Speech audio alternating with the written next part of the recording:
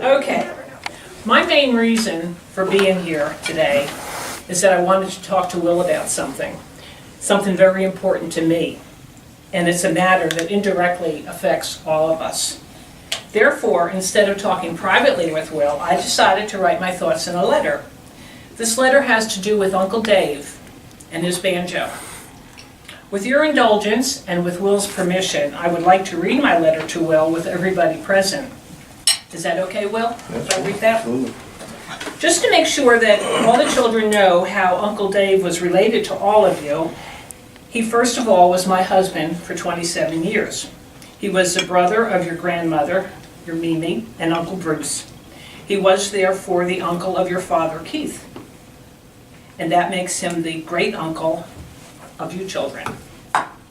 Okay, everybody got that relationship? Now I will read the letter.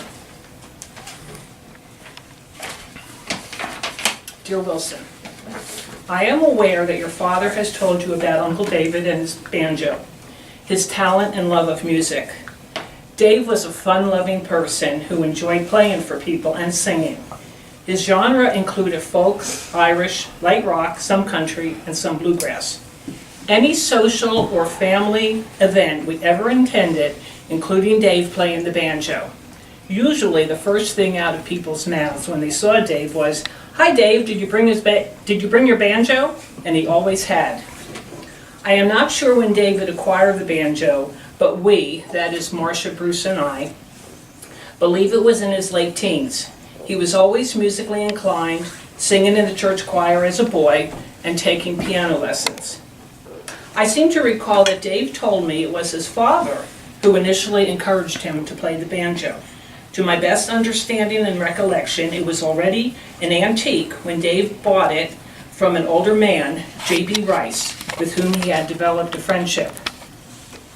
When we were dating, Dave and I often went to a club called Chris's in Packanack Lake, New Jersey, where your great-grandfather lived, great-grandparents lived.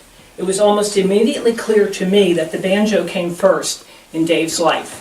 And that was okay with me.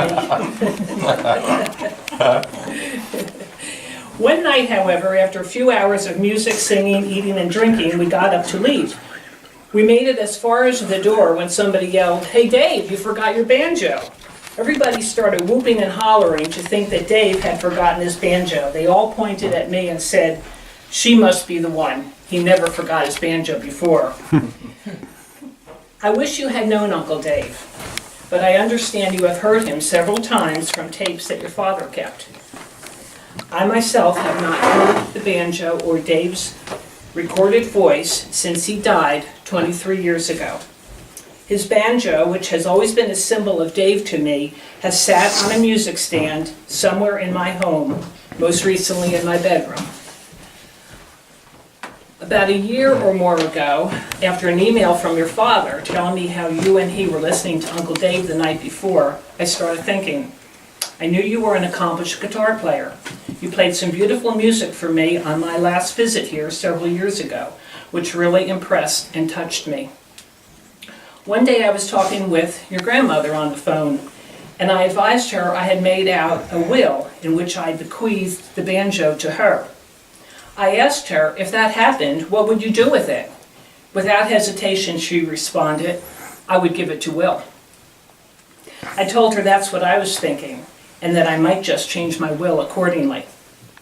I then talked with your father, telling him I was thinking about bequeathing the banjo to you, and what did he think? He responded that he knew you would love and cherish it. I told him that while the idea was floating around in my mind, I was also thinking of not waiting until I died to pass it on. However, I really didn't know if I could do without the presence of the banjo in my home. Your dad encouraged me not to rush into anything and said that whatever I decided, he would be supportive. Last year, your father and Lily stopped to visit me on a trip to D.C. At that time, I reiterated my thoughts to Keith, and again, he was supportive. In December, I suddenly knew I wanted to do this thing, but I needed to talk to you first.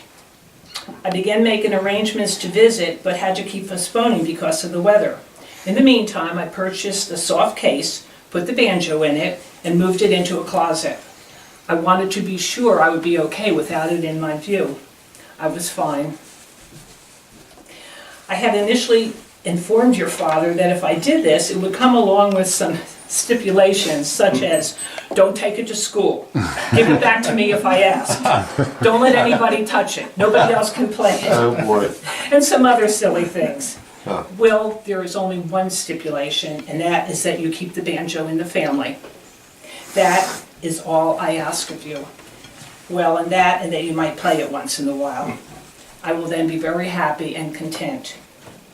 So, Will, we are now at this point in time. I am asking you, Wilson Kondrich, great nephew of the late David Wilson, your great uncle, if you would like to have this banjo. I hope you say yes, because it is truly time for Dave's banjo to make music again, and I think you are the one who can do that. What do you say? Absolutely. Great. Very nice.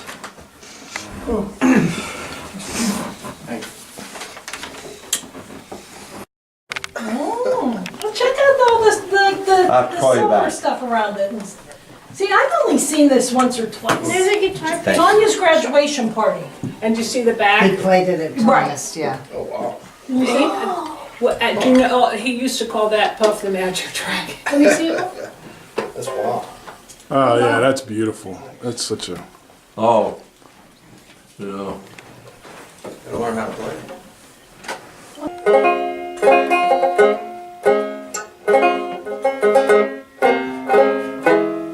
That could be a Tom Dooley. Yeah.